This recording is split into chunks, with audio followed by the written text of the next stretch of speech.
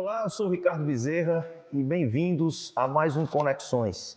Só que dessa vez um Conexões muito especial. Especial porque nós vamos conversar e conhecer uma emocionante história de vida e de grandes realizações sociais de um santo. E quem o considera santo não sou somente eu, mas milhares de pessoas que vêm ao seu encontro para conversar com ele, para resolver grandes problemas de sua vida, problemas de saúde, todo tipo de problema.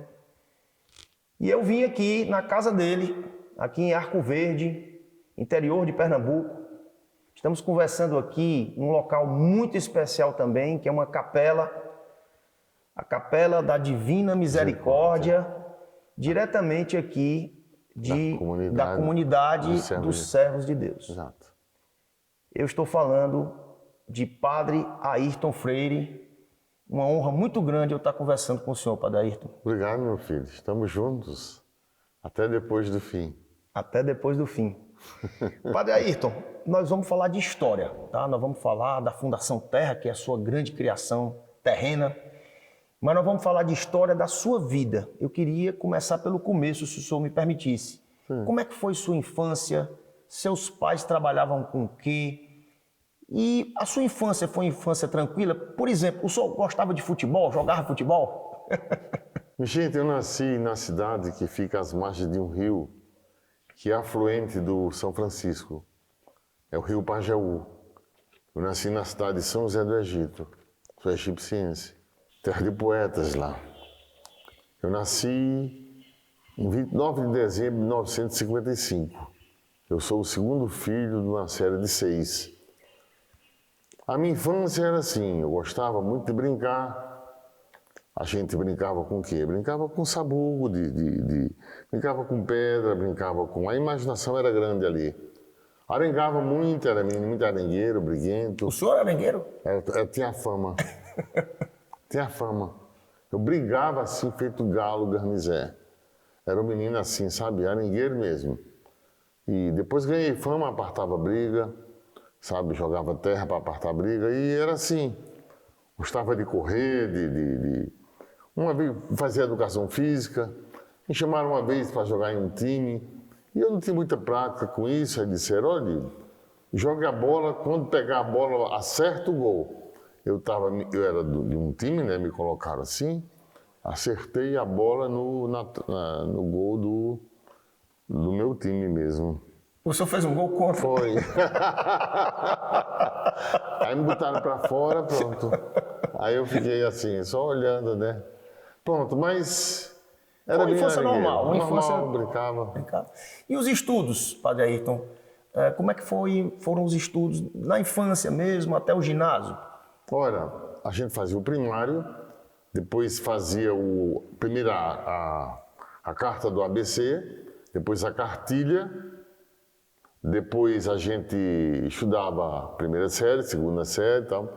Aí terminava o primário, aí fazia a admissão, um ano estudando um livro de admissão, que ainda tem esse meu livro aí, um livro de admissão, e depois fazia o ginásio.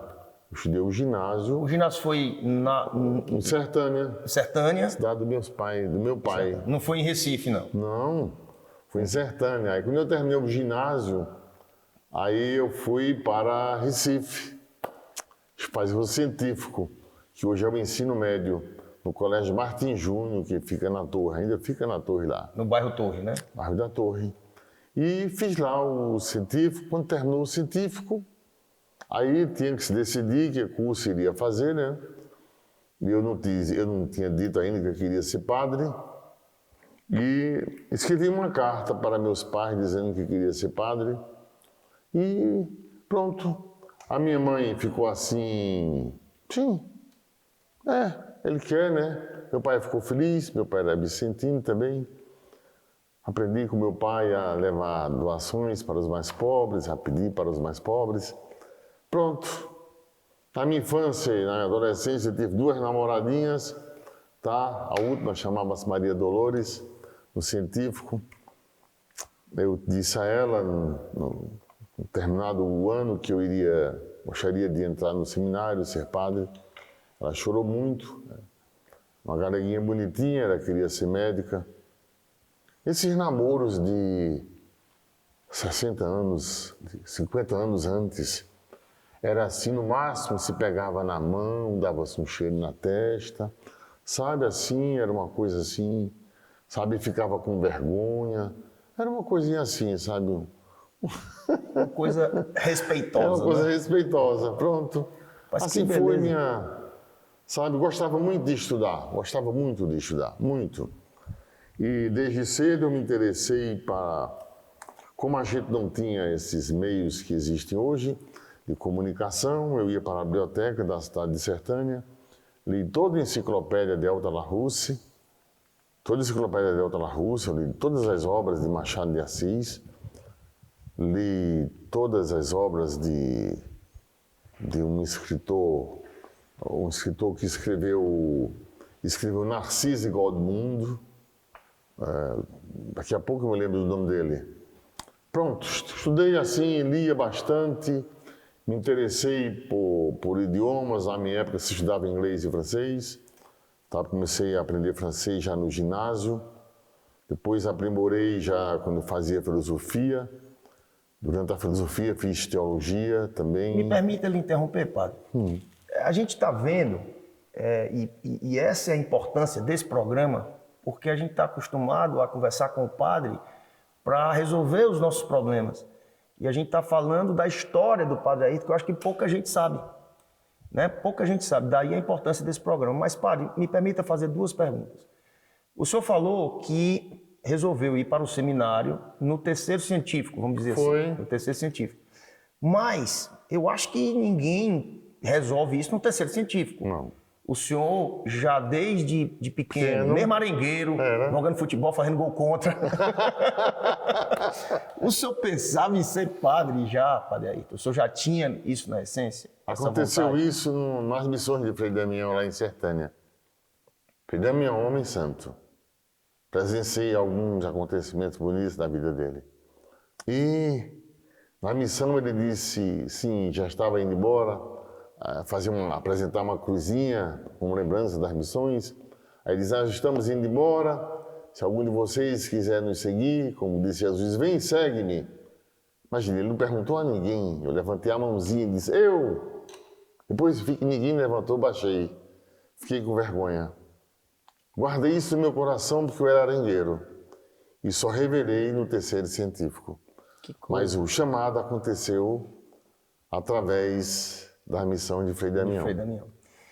Padre Ayrton, o seminário, e eu vou um pouco além. O senhor entrou no seminário, mas o senhor estudou teologia, filosofia e psicologia. Foi. O que é que lhe levou... Eu estudei, viu? Eu estudei sobre o senhor. O que é que lhe levou à psicologia? Que tem tudo a ver, né, padre? Quando você lida com pessoas, né? Especialmente pessoas... No seminário a gente faz 3 anos de filosofia, 4 de teologia. Assim, a formação básica nossa, não é? Nesse período de filosofia, eu também estudei na Aliança Francesa, estudava lá na Aliança Francesa, e aprendi um pouco de francês para ler o livro de francês, que os autores bons eram em francês, da teologia, da filosofia. Aí eu aprendi, nesse período também despertou em mim o desejo de querer conhecer melhor as pessoas. Aí passei a fazer psicologia na Facho, no Alto da Sé, em Olinda. Estudei. Terminei em 82. Em 82. Terminei com minha turma. Fui o orador da turma. Fui o celebrante também da turma. Porque em 82, no dia 13 de fevereiro de 82, eu fui ordenado padre. Quer dizer que o senhor, no mesmo ano que o senhor foi ordenado, o senhor terminou psicologia? Terminei.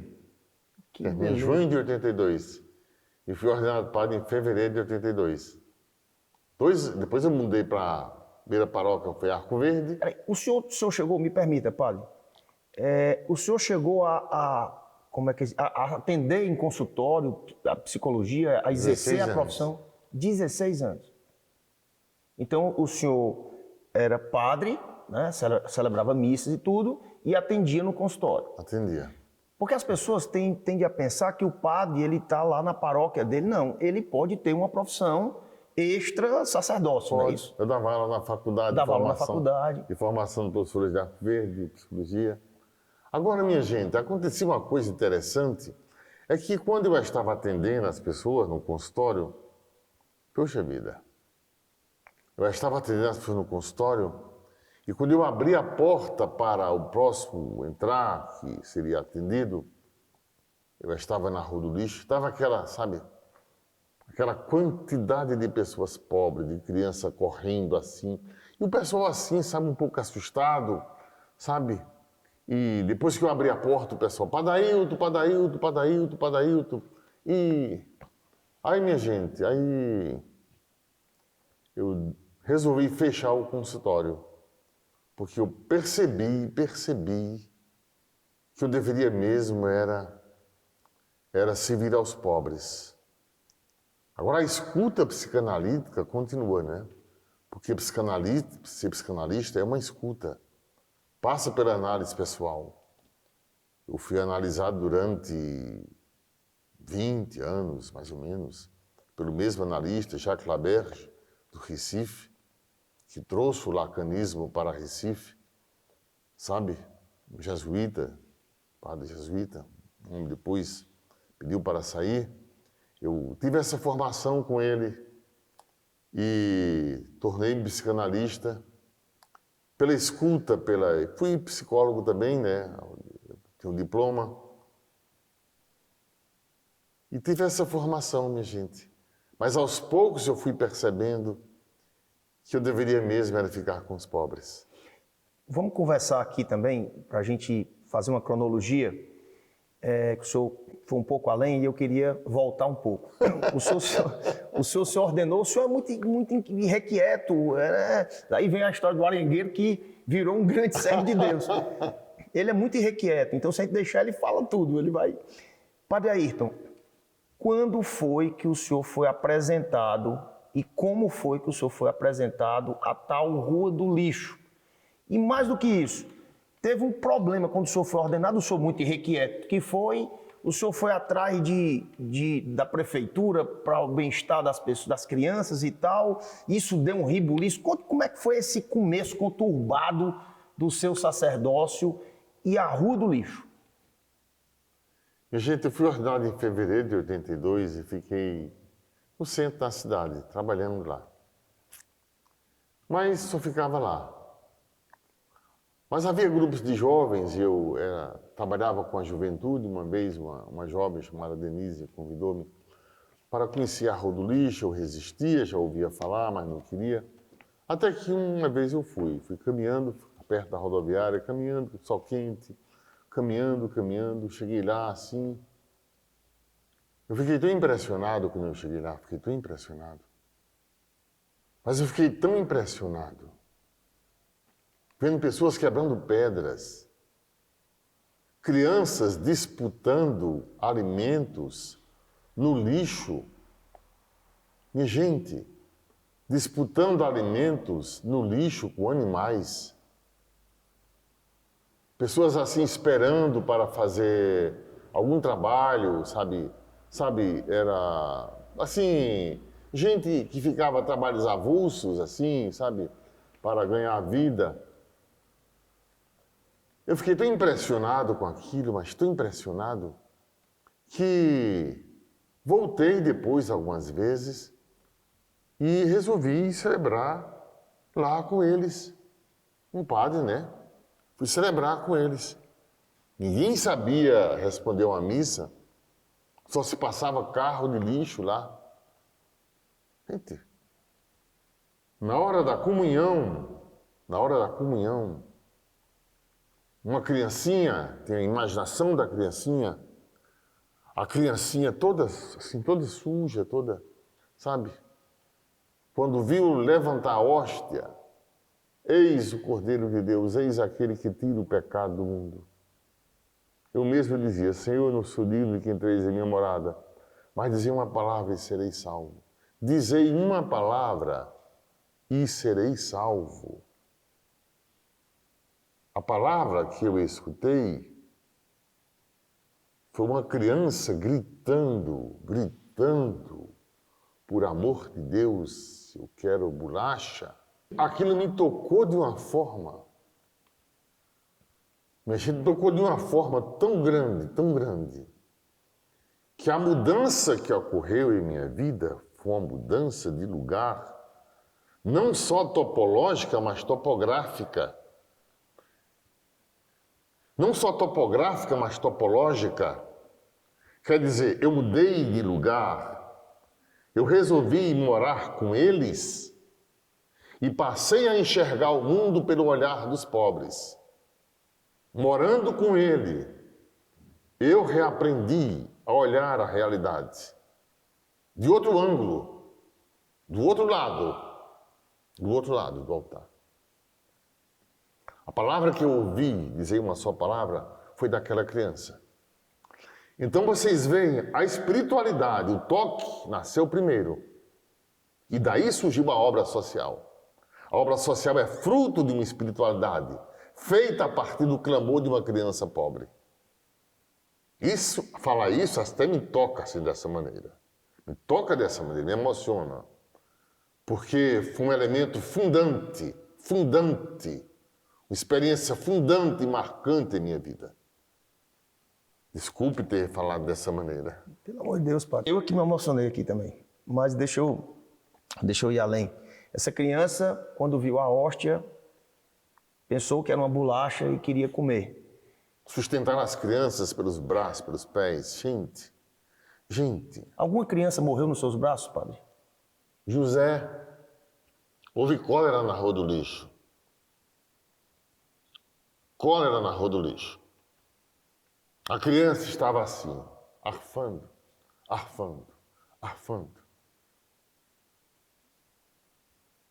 Aí o pai disse, padre, eu trouxe a criança para o senhor batizar e deixá-la aí para ela morrer, entregar a Jesus.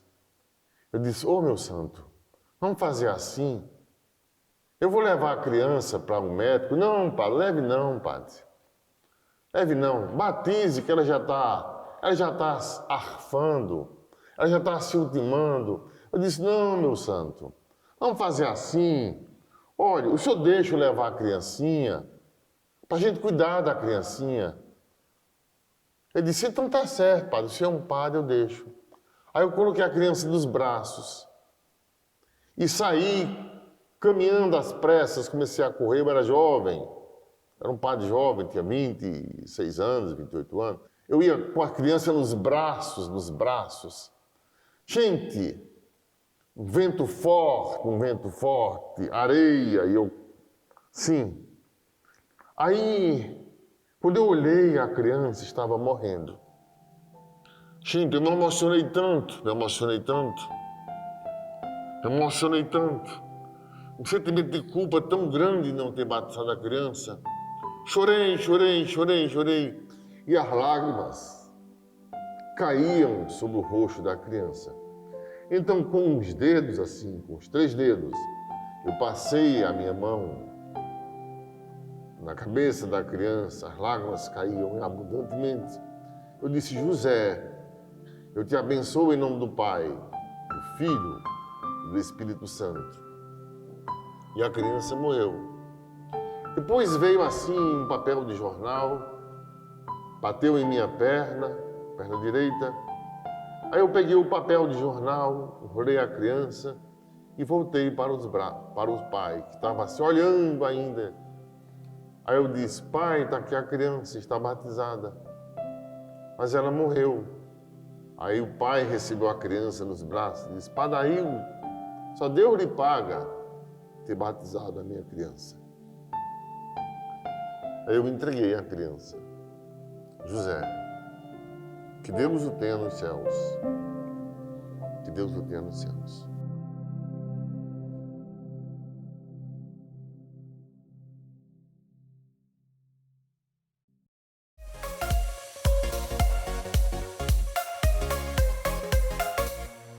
Como é que eu, ou as pessoas que estão aqui do nosso lado, e as pessoas que estão lhe assistindo, que são pecadores, podem ir para o mesmo lugar que o José foi?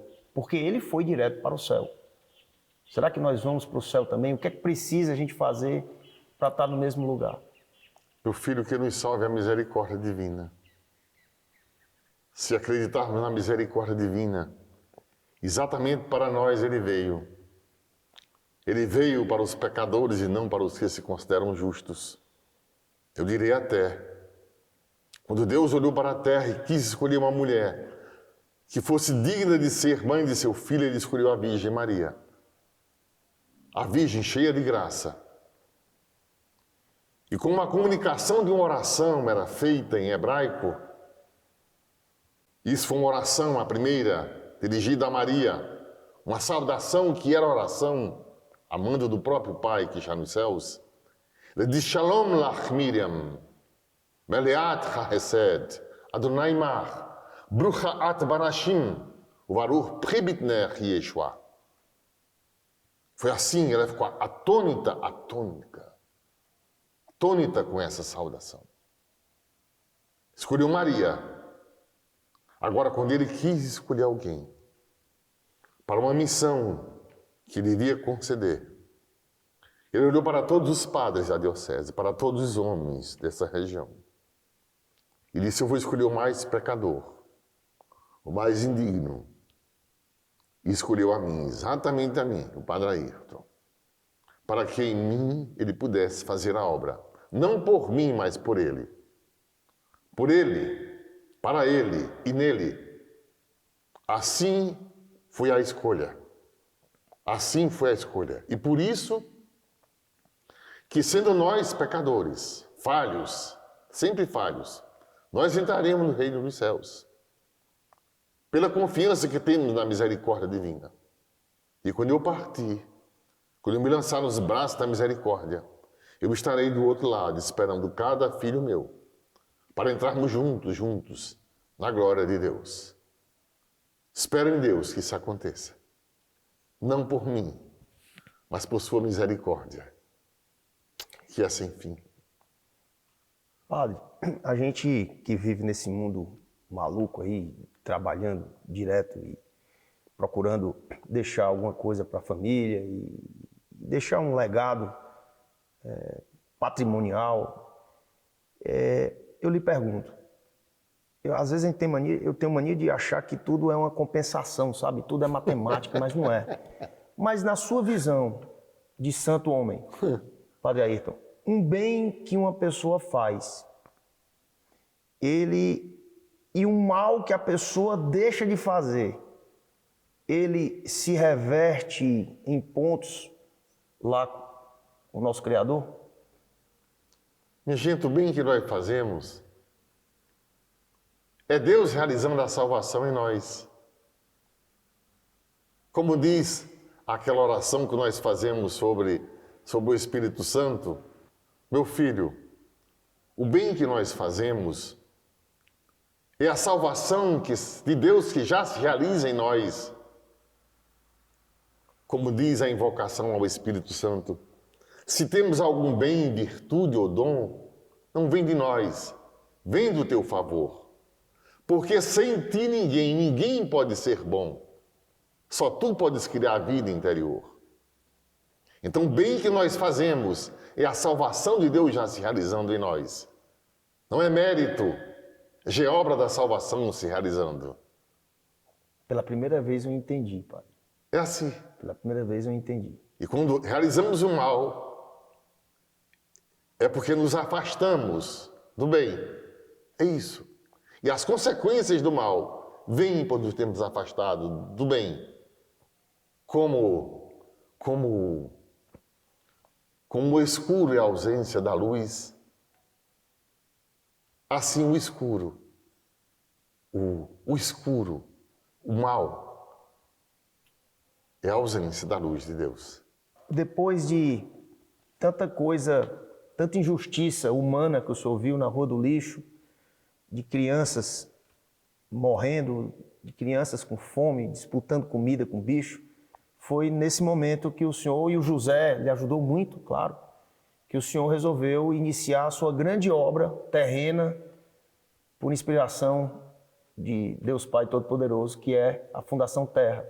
Eu queria que o senhor contasse um pouco do começo, como é que começou, e daquele ponto que o senhor disse, não, aqui realmente a coisa deu certo. A primeira obra de impacto social da Fundação Terra. A primeira obra de impacto social foi quando eu conheci a LBA. Já havíamos organizado a comunidade em grupos, conforme as capacidades de cada um. Catar tijolo, quebrar pedra, pedreiros, batedores de tijolos, que pediam esmola, cuidavam de famílias, casas de família. Começamos a ver a comunidade, a dar aulas a essas pessoas, porque ninguém sabia ler, até que a LBA veio nos fazer uma visita, a Legião Brasileira de Assistência, que hoje não existe, deve ter outro nome. A moça disse, o senhor precisa ter personalidade jurídica para fazer um projeto e receber ajuda. Criamos, então, a chamada Associação Terra, que depois passou-se a se chamar Fundação Terra. Por que Terra, padre? Porque nós queremos fazer na Terra a vontade do Pai que está nos céus. Os primeiros projetos foram um projeto de cabras, para as pessoas que tiverem uma cabra, receber uma cabra de leite, e a primeira cria fêmea ela deveria dar a uma outra pessoa, para haver leite para as crianças. 50 cabras.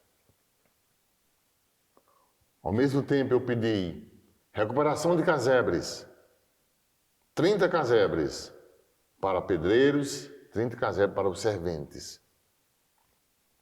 Pedi a eles que fizessem um salão para de reunião, que na verdade era uma capela, que eu queria construir, mas não podia colocar que era uma capela para a LBA. Um salão, que a primeira capela ainda existe lá, e que a gente pudesse fazer um espaço onde as crianças pudessem estudar uma creche. Pronto. Os primeiros projetos. E eu ajudava, eu batia tijolo, eu ia às feiras pedir esmola com as pessoas e trazia as esmolas, que era mais graúda, fazia uma sopa lá, uma sopa assim, botava fogo, umas coisas, uma lata, umas coisas grandes assim. A gente fazia sopa e dava às pessoas, eu comia com eles. Isso em 84, né, padre? 84. 2 anos depois da sua ordenação. 88, isso foi até 88. Até 88 esse trabalho de construção, de pedir, Padre, teve a história de uma passeata aí no meio do caminho, não teve? Eu dava aula, as pessoas dava aula assim. Por exemplo, água, letra A. E quem é que tem água? Porque a gente não tem água, porque falta água, porque não chove. As pessoas iam assim, sabe? C, casa, quem não tem casa, porque a gente não tem casa, o que é preciso fazer para a gente ter casa, tal. Era assim. Quando chegou na letra L, luz. A gente não tem luz, porque a gente não tem luz, e essa história de luz foi aumentando. Tanto a história de água como luz, a necessidade das pessoas, aumentando. Aí eu disse assim, eu vou falar com o prefeito da cidade e vou pedir a ele para a gente colocar luz. Aí estava demorando. Aí eu disse, eu acho que eu vou falar com o prefeito. Minha gente, eu acho que eu vou falar com o prefeito. Aí o pessoal disse, também eu vou, padre, com o senhor. A gente foi caminhando. Gente, eu não tinha programado. Quando eu olhei para trás, Deus do céu, sabe, uma procissão de gente atrás. Pense, gente, imagine, não é comparando-me a ele, imagine como foi a entrada de Jesus em Jerusalém. Os cegos, os aleijados, os prostitutas, misturado com publicano, com fariseus. Aquela ruma de gente. Entrando em Jerusalém, sabe?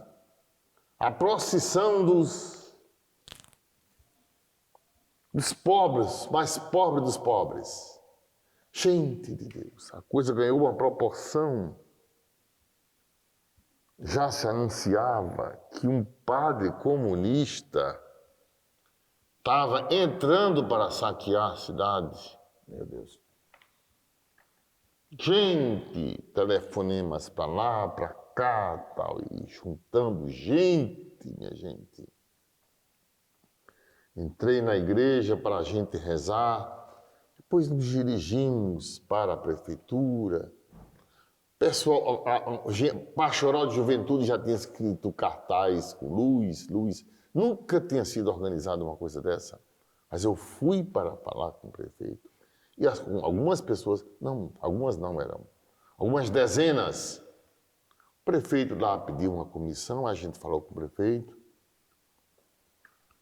O prefeito, em alguns dias, começou a colocar postes, 15 dias depois. Aí Maria Rezadeira também ajudou, a gente cavava e as valetas para o cano passar, para ter água. Isso criou um mal-estar, mas, né? Padre, depois dessa confusão toda que teve, dessa procissão que o senhor não imaginava, que o senhor lutou, que a coisa começou a dar certo, mas criou uma confusão lá na prefeitura. E lendo a sua história, o senhor foi, eu vou usar um termo aqui bem forte, tá? O senhor foi expulso de Arco Verde. O senhor foi expulso pela própria igreja. A igreja lhe transferiu lá para os jesuítas lá de Belo Horizonte. Como é que foi? Como é que foi? Foi bem assim, foi assim. A situação ficou insustentável na Rua do Lixo. Então, como eu dava aula no Colégio Nóbrega, no Recife, o diretor do Colégio Nóbrega convidou-me aí para... Eu já tinha feito retiro jesuíta de 30 dias. Aí eu fui fazer a experiência lá com os jesuítas. Gostei muito. Primeiro em Salvador, depois em Belo Horizonte. Lá comecei a receber uns bilhetes das pessoas da Rua do Lixo que me escreviam, dizendo: padre, volta, que o pessoal está morrendo de fome, o pessoal está com sede, o pessoal está, sabe? Desamparado. Desamparado, tocado com aquilo.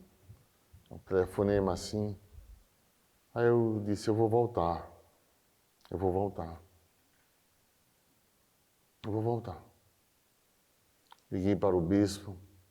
O bispo disse, quero muito bem a ele, o bispo me ordenou.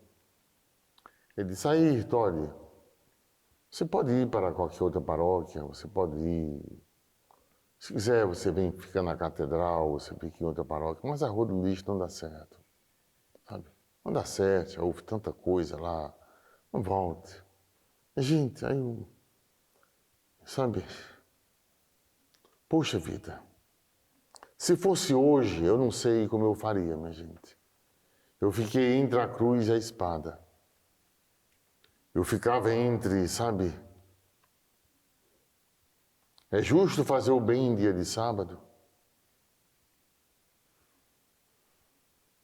Existe a lei a ser cumprida. Um voto que eu fiz. Existiam as pessoas com fome. Entre a cruz e a espada. Meu Jesus, me ajude. Ele disse: aí, se você voltar, você não terá uso de ordens. Eu voltei, minha gente. Deus do céu. Ainda bem que depois houve uma reconciliação. Eu voltei, minha gente, sem uso de ordens. Só para as pessoas entenderem, sem uso de ordens é que o senhor não poderia mais celebrar uma missa. Não podia, sabe? Na Rua do Lixo. 10 meses eu fiquei assim. Mas todo mês eu ia tomar o café da manhã, uma vez por mês, com o bispo. E tomava o café, falava como estava a Rua do Lixo, ele ficava em silêncio.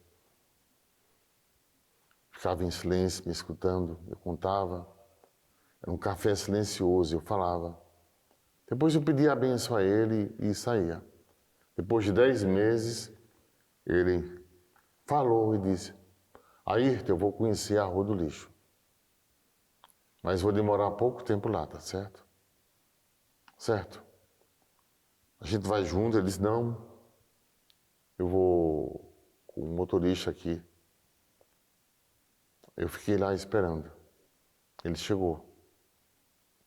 Gente, ele chegou e eu fui mostrando as coisas a ele, o que a gente tinha, né? A primeira escolinha, ping-pong. A gente não tinha papel. A gente escrevia no chão as letras, na areia. Eu passava o pé em cima. Depois as contas, somar, dividir, passava. Ele viu a escolinha, ele viu, sabe, a capelinhas, sabe? Ele viu as coisas assim. Ele viu as construções, viu as obras que havia, as mulheres que faziam renda. Aí ele disse: Ayrton, eu vou celebrar aqui, embaixo de uma algaroba. Ele preparou-se para celebrar, né? Aí o pessoal disse: seu bispo, vê, deixa o padre Ailton celebrar também. Deixa o padre Ailton celebrar também. Aí o bispo calado assim, olhando. O pessoal: seu bispo, seu padre, seu bispo, seu padre. Ele ficava confuso assim. E eu, sabe, silêncio. Era o meu maior desejo. E eu emocionado lá, assim, ao lado dele. Ele disse: Ayrton, você vai celebrar. Aí o pessoal bateu palma. Eu celebrei com ele. E desde esse dia, se eu for celebrar, se eu conhecer um padre hoje e eu for celebrar, esse padre será o celebrante. Eu ficarei ao lado dele. Essa é a razão. A não ser que o padre insista e não queira mesmo. Mas, minha gente, o normal é que eu, estando com o padre, ele seja o celebrante. O celebrante principal é Cristo Jesus. Mas quem presida a celebração seja um padre. Eu ficar ao lado, assim, olhando, ajeitando assim o missal, sabe? Mostrando as orações, lendo a parte, rezando a parte que ele me mostrar. Veio daí, desde esse momento. Aí eu celebrei, minha gente, sabe? Coloquei a água nas mãos dele, sabe? Aí depois disso, ele disse: Ayrton, você pode voltar a celebrar. Minha gente, eu beijei as mãos dele, ajoelhei-me, pedi perdão a ele,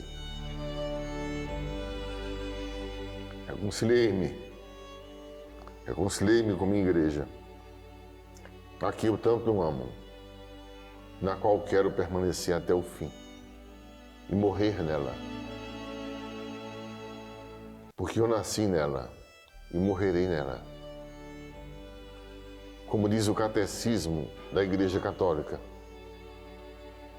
a igreja é uma senhora de muitos anos, 2000 anos, muitos anos, cheia de rugas, mas é minha mãe.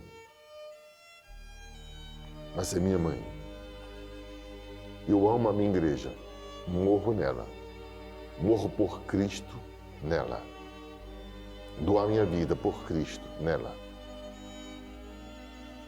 Se um dia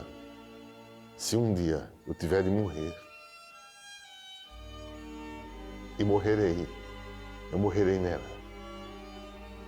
Amo a minha igreja, e que recaia sobre mim todas as rugas e pecados da igreja. Suportarei a misericórdia de Deus, mas eu morrerei nela. Amo a minha igreja, una, santa, católica e apostólica. Reconciliei-me com ela. Desculpe, emocionei-me. Dom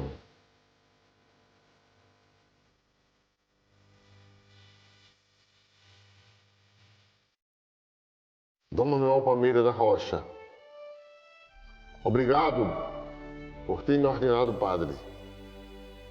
Obrigado por ter ido à rua do lixo e me fez reconciliar com a minha igreja. Que Deus o tenha no céu. Que Deus o tenha no céu. Me perdoe se eu lhe causei tristeza, mas ainda continuo amando o Senhor e guardo a data de seu aniversário, 2 de março. 2 de março é o seu aniversário de nascimento.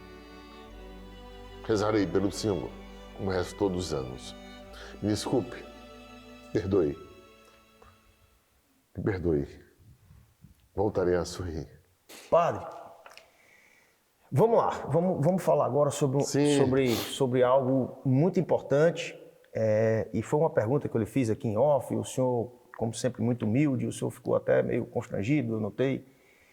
Mas eu e muita gente lhe considera um santo. O senhor já obrou, quer dizer, quem obrou o milagre foi Deus, mas através das suas mãos, através do seu pensamento, muita gente já foi curada. Eu conheço relatos de pessoas que estavam desacreditadas, pessoas que estavam com câncer, pessoas que estavam desacreditadas, e o senhor foi lá e curou essas pessoas. Então eu queria que o senhor explicasse, o senhor que é um psicólogo, o senhor que é um teólogo, o senhor que é um padre, me diga esse dom que Deus lhe deu, como é que ele acontece e como é que o senhor opera essas obras milagrosas e mais, como é que o senhor consegue antever coisas futuras? Minha gente, eu atendo a um bocado de gente, escuto um bocado de gente. São duas coisas que eu faço: escutar as pessoas, servir aos pobres, escutar as pessoas, pobre independente da conta bancária, não me interessa. Pobres em qualquer categoria, qualquer nível. Porque todos nós somos seres faltantes. Em algum ponto somos faltantes. Por sermos faltantes, sabe, demandamos, conforme o estado de cada um. Eu escuto. A outra coisa que eu faço é sirva ao altar do Senhor. Sirva aos pobres, sirva a Deus. Eu escuto, minha gente. Eu escuto só. E quando eu escuto, acreditem, desde o momento em que começa a escutar, eu invoco a misericórdia divina. Os dias em que eu escuto são os dias em que eu mais invoco a misericórdia de Deus. Eu não sei, gente, minha gente, eu não sei, como é que eu sei, como é que eu encontro uma solução para. Gente, como é que eu encontro, como é que eu dou uma resposta? Minha gente, o que eu posso fazer quando eu escuto uma pessoa é só pedir a Deus: ó Jesus, misericórdia. Ou então, ó sangue e água, que jorraste do coração de Jesus, como fonte de misericórdia para nós, eu confio em vós. Deus Santo, Deus Forte, Deus Imortal, tem misericórdia de nós e do mundo inteiro. Isso eu faço silenciosamente. E abençoo e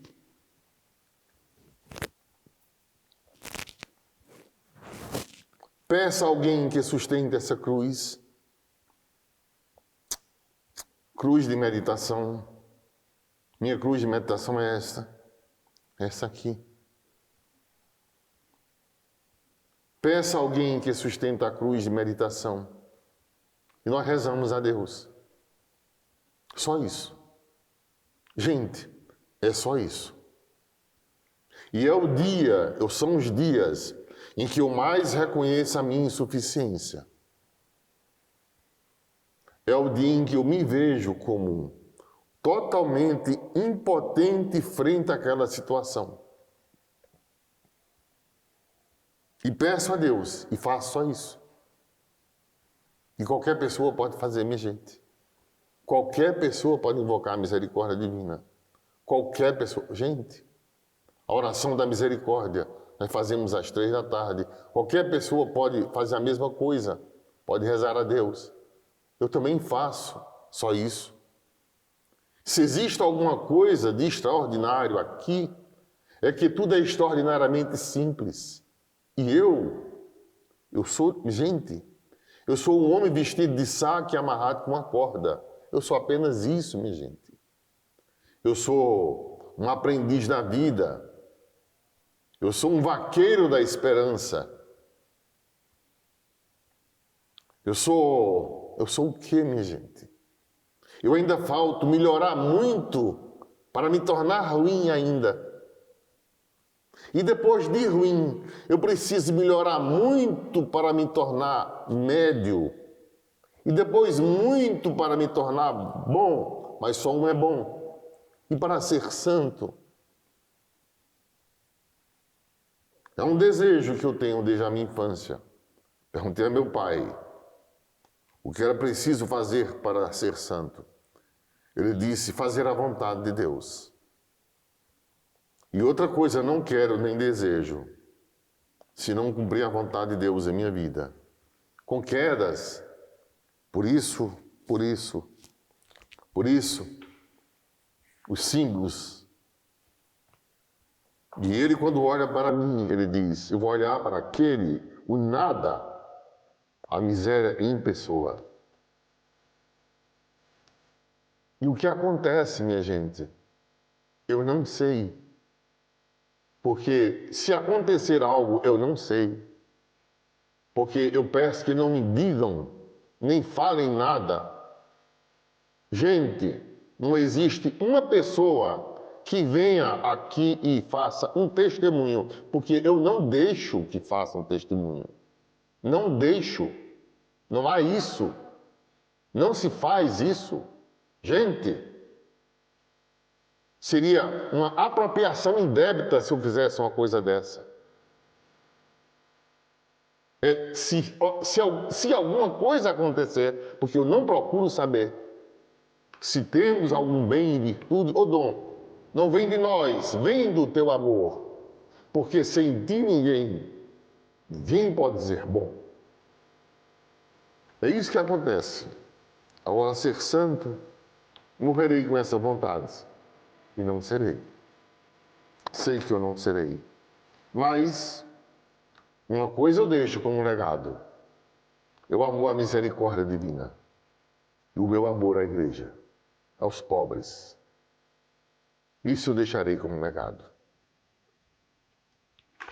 Padre, o senhor tem noção, eu não sei se o senhor guarda esse número na sua memória, de quantas pessoas a Fundação Terra, direto ou indiretamente, já ajudou ao longo de todos esses anos?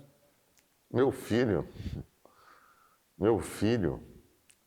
só o centro que nós temos aqui de reabilitação para deficientes físicos, intelectuais, auditivos e visuais, físicos, intelectuais, auditivos e visuais. A gente atende a 25 municípios do sertão de Pernambuco. Veja, se a gente atender a 100 pessoas por dia, em uma semana, em 5 dias, são 500 pessoas. Em 4 semanas, 2.500 pessoas por semana, por mês. Multiplique 2.500 pessoas por mês por 12. Não, 2.500 por mês. Por 12 são 30 mil pessoas quase. De 84 para cá.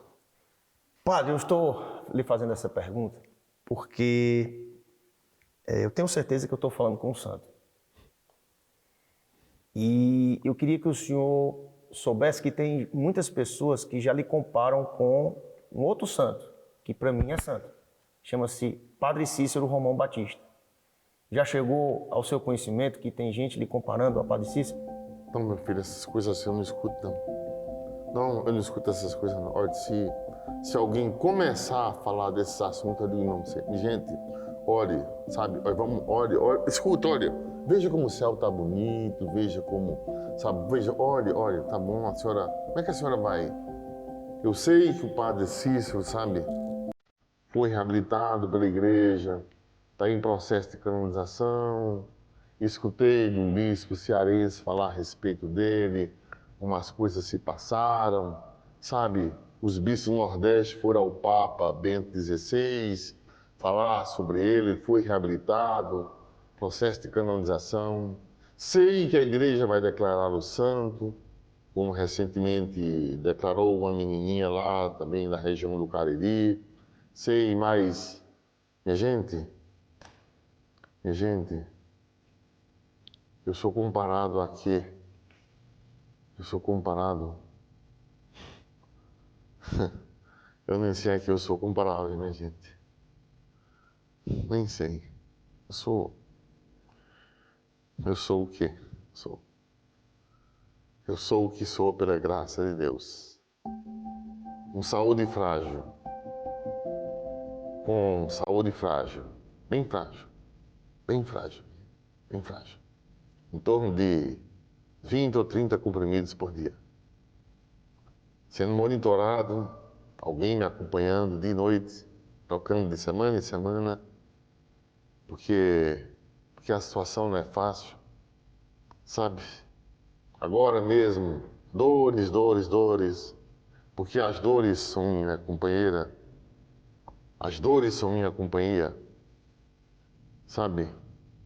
As dores também que sinto nas mãos, nos pés, dores que sinto no lado esquerdo, sinto dores,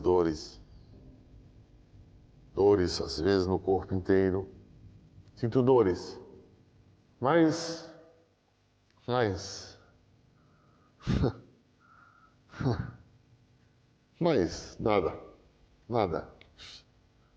isso é nada.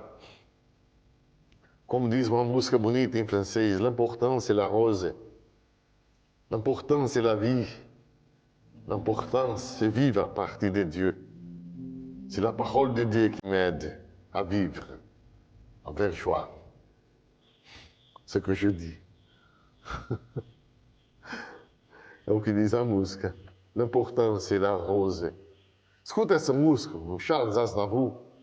A gente que trabalha muito no dia a dia dessa vida maluca, de novo eu estou repetindo essa mesma frase, a gente tem um ditado que diz assim: mostre-me um convencido que eu lhe mostrarei um fracassado. A gente nunca procura se convencer de nada que a gente fez, porque senão a gente deixa de continuar buscando o que a gente quer.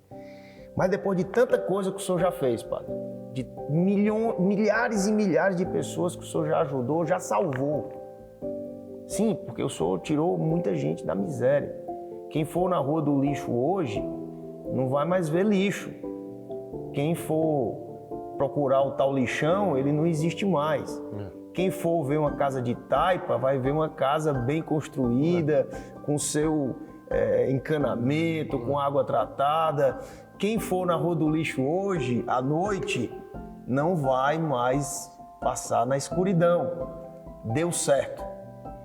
Em algum momento, depois de tudo que o senhor fez, o senhor bateu no peito, segurou a cruz e disse: eu estou realizado, posso viajar tranquilo? Minha gente, depois de tudo dito, há algo sempre a se dizer. Depois de tudo feito, mal feito, refeito, desfeito, não feito, há sempre algo a se fazer. Há sempre um resto que fica em tudo que a gente diz ou faz. O que eu desejo em minha vida é que a obra continue, que os jovens sejam profissionalizados. O que eu desejo é que o legado permaneça, o legado da misericórdia, e que não se esqueçam dos pobres.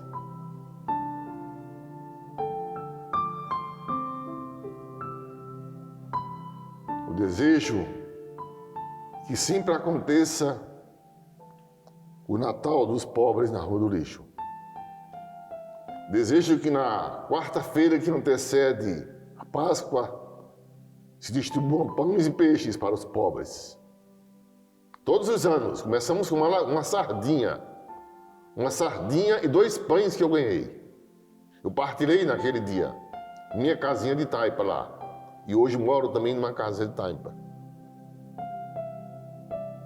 Eu desejo que isso não falte, que não se esqueça dos pobres. É o legado. Porque a Fundação Terra, dos servos de Deus, do Instituto dos Servos de Deus, pessoas consagradas como eu, que não nos esqueçamos dos pobres. E eu peço a vocês, após minha partida, não deixe que essa obra fracasse, porque ela é de Deus, já deu provas. E eu creio na misericórdia divina, que ela continuará. E que essas festas, pães e peixe, quarta-feira de cinzas, da Semana Santa, quarta-feira da Semana Santa, e o Natal dos pobres não faltem mesmo após minha partida. E os pobres não sejam esquecidos. Isso eu peço. Mas o que fazer?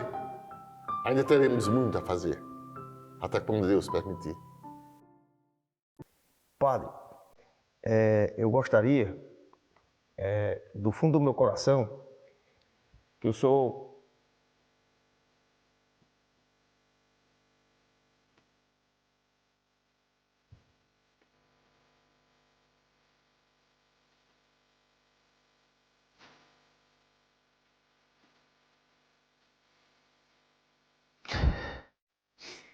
que o senhor, que o senhor dê um conselho para as pessoas que estão... Corta aí, bicho. Corta aí, só aí.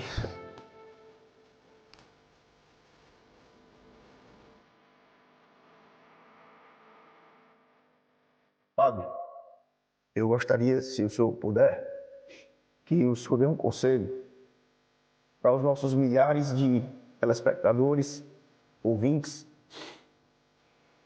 internautas, especialmente as pessoas que estão sofrendo por qualquer motivo, por motivos financeiros, não tem nada fácil nesse país, está tudo muito difícil, por motivos de doença, de dores do corpo e da alma. Qual é o conselho que o senhor dá para essas pessoas nesses momentos de grande dificuldade? De grande dificuldade. A pessoa, às vezes, passa coisas pela cabeça dessas pessoas que não são desse mundo, de tirar a sua própria vida. Qual o conselho que o Padre Ayrton dá para essas pessoas? O mesmo que eu disse no início da pandemia. Por acaso tu conheces alguma estação que dure para sempre? Assim como veio, essa estação também passará. Passará. Já está passando. Só aquele que é eterno, permanecerá. Passa. Acredita. Cada fase da vida, cada estação do ano, tem sua dor, tem sua lição, tem sua duração. Passa. O importante é que conservemos a fé no Altíssimo, que a esperança não seja açoitada e que a misericórdia divina seja por nós abraçada. E aí, venceremos, porque Deus é Deus, Deus é Deus, grava, Deus é Deus, e só Ele é, e basta, e nada mais. Pede a Jesus que me abençoe, e a esta obra. Pede a Jesus que me abençoe. E agora eu darei essa bênção e pedirei que vocês também peçam por mim. E que o Senhor te abençoe e te guarde. Que o Senhor faça resplandecer o seu rosto sobre ti e te seja benigno. Que o Senhor mostre para ti a sua face e te conceda a paz. Eu te abençoo em nome do Pai, do Filho e do Espírito Santo. Amém. Do teu servo, o Padre Ayrton.